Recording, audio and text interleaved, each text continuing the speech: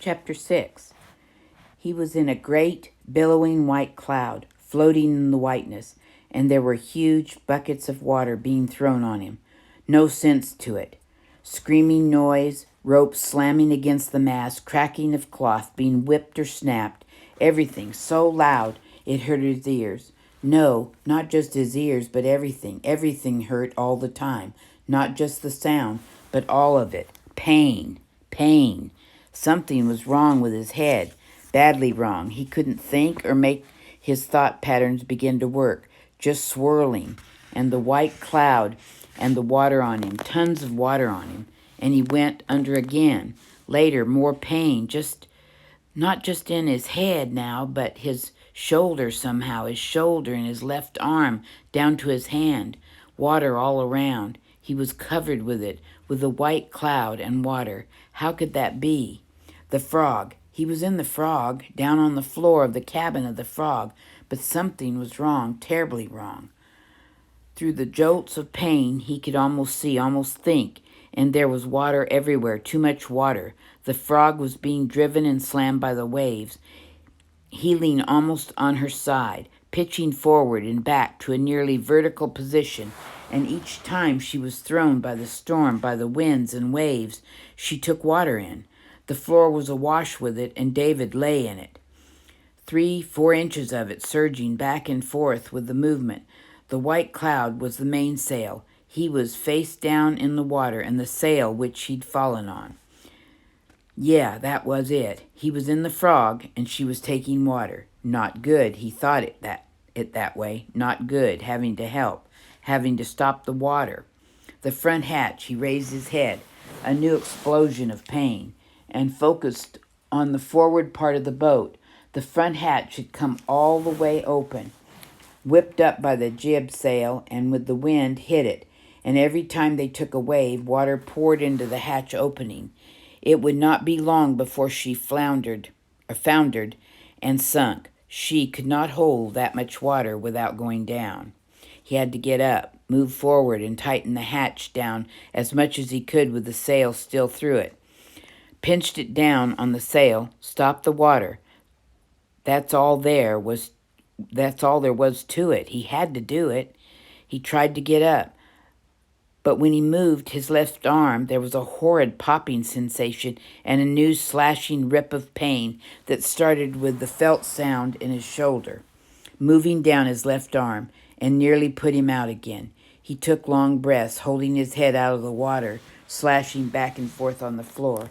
I've got to close the hatch. It drummed in his brain with the scream of the wind. I've got to close the hatch. Using his right hand and arm first as a lever, he pushed the front of the half of his body up, fighting nausea from the rolls of pain that took him, and with a snatch motion grabbed the sink, pulled himself to a crouching position. The boat nearly slammed his back down. Waves hit her little like trucks, solidly, deeply, drove her back and down the face of them, and the motion seemed more violent when he tried to stand, like trying to climb a living, angry mountain.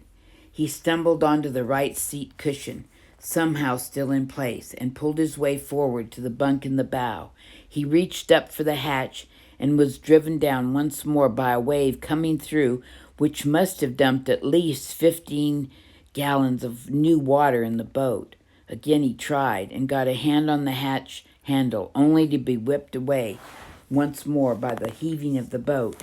He was running out of strength, could feel it draining from him, but on the third try he at last managed to pull with all his weight on the hatch and pinch it down around the jib, sail, and fasten the screw-down tighteners. Then he fell back on the bunk and was immediately dumped in the water on the floor again by the pitching of the boat.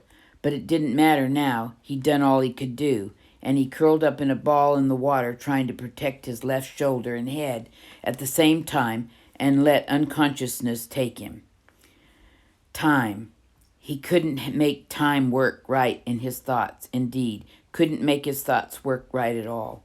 Time seemed to telescope. It was dark when his eyes opened again, or partially open, but it didn't seem to have been that long. Pitch dark. and the storm was, if anything, worse.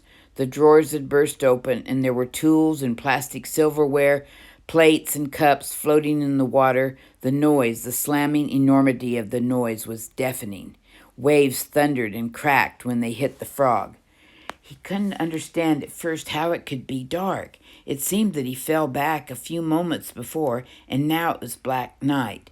His thoughts were jumbled, piles like the waves on each other, and he couldn't believe that it had been all day, a whole day, in the storm. Just wasn't possible. He could see almost nothing in the cabin.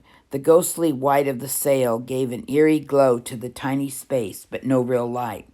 Water moved back and forth in surges now, almost 6 inches deep, when it sloshed against his chest. He fumbled with his right hand and found the end of the bunk by the side of the table. There was no power in the arm, and it took him 4 tries to pull and crawl his way up into the bunk. He heard a faint sobbing over the shriek of the wind, and for a second thought there was somebody else in the cabin.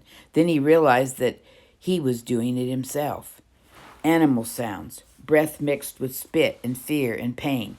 He jammed himself back into the corner of the bunk against the sink and immediately went under again.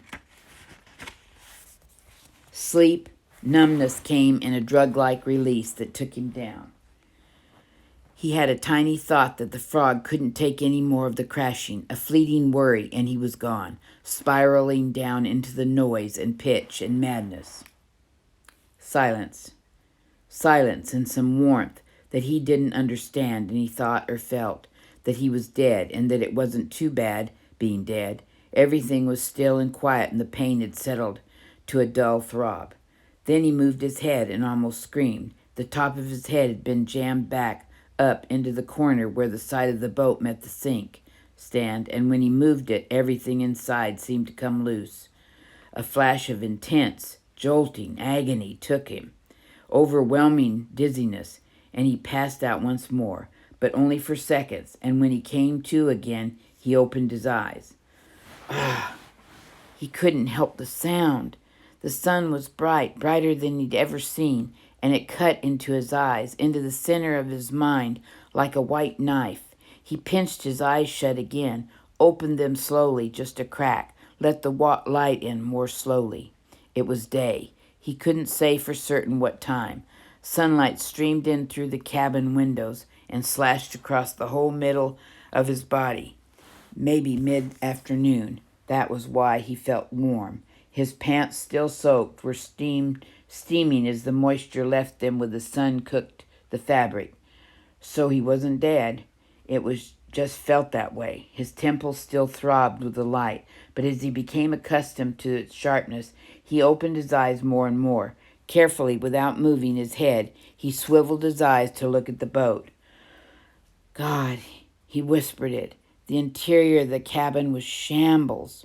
The only cushion still in place was the one he was lying on. All the rest were tossed every which way. Everything had been stored under the bunks, had been thrown clear, which didn't make any logic sense to him. To have that happen, the frog must have gone almost upside down. How could she have done that without sinking? The contents of the drawers were strewn everywhere around the boat. Cans of food sloshing in 8 inches of water on the floor. A roll of toilet paper was turned to white mush next to a ruined small box of sugar. Packets of tea were floating in the folds of the crumpled mainsail that hung down through the top hatch, staining the water in brown clouds. The stove had come loose from its mount and been flung across the cabin and was jammed against the wall on the opposite side. The sailbags, which had been tucked neatly up in the front of the corner of the bow, had come loose and were scattered all around, wet but seemed to be undamaged otherwise. There was clutter everywhere, just junk. He hadn't thought there could be that much garbage in a boat. Bits of paper, styrofoam cups, small pieces of cardboard. The boat looked like a garbage scow more than anything else. He saw all this without moving his head, letting his eyes slide back and forth. Even that effort hurt some, so when he at last had to stand to go to the bathroom, He tried it in small stages, first a tiny movement as he pulled his head down and out of the corner, wincing with pain. Then his right arm, it seemed to be the only part of him not hurt, grabbing the table to pull him upright.